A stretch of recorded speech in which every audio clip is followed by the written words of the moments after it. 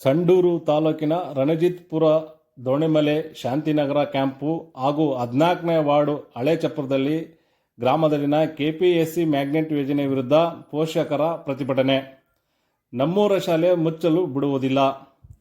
AIDSO ನೇತೃತ್ವದಲ್ಲಿ ಸಂಡೂರು ತಾಲೂಕಿನ ರಣಜಿತ್ಪುರ ದೋಣಿಮಲೆ Shantinagar camp ಹಾಗೂ 14ನೇ ವಾರ್ಡಿನ ಹಳೇಚಪ್ರದಲ್ಲಿ ಗ್ರಾಮಸ್ಥರು ಸೇರಿ ಪ್ರತಿಭಟನೆ ನಡೆಸಿದರು.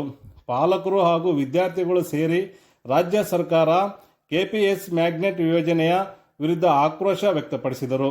ಈ ಸಂದರ್ಭದಲ್ಲಿ ಎಐಡಿಸಿಒ ಜಿಲ್ಲಾ ಕಾರ್ಯದರ್ಶಿ ಕಂಬಾಳಿ ಮಂಜುನಾಥ ಅವರು ಮಾತನಾಡಿ, ರಾಜ್ಯ ಸರ್ಕಾರವು ಬಿಡುಗಡೆ ಮಾಡಿರುವ ಆದೇಶಗಳ ಪ್ರಕಾರ ರಾಜ್ಯಾದ್ಯಂತ 5,900 ಗ್ರಾಮ ಪಂಚಾಯಿತಿಗಳ ಸರ್ಕಾರಿ ಶಾಲೆಗಳನ್ನು ಕೆಪಿಎಸ್ಸಿ ಮ್ಯಾಗ್ನೆಟ್ ಶಾಲೆಗಳಾಗಿ ಪರಿವರ್ತಿಸಲು ಸರ್ಕಾರವು ನಿರ್ಧರಿಸಿದೆ.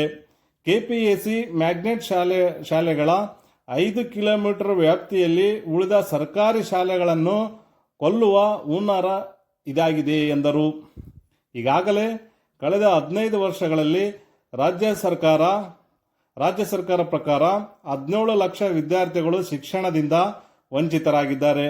ಈ ಯೋಜನೆ ಪ್ರಕಾರ ರಾಜ್ಯದ ಲಕ್ಷಾಂತರ ರೈತರ, ಕಾರ್ಮಿಕರ ಮಕ್ಕಳ ಶಿಕ್ಷಣದಿಂದ ವಂಚಿತರಾಗಿದ್ದಾರೆ ಎಂದು ಆಕ್ರೋಶ ವ್ಯಕ್ತಪಡಿಸಿದರು.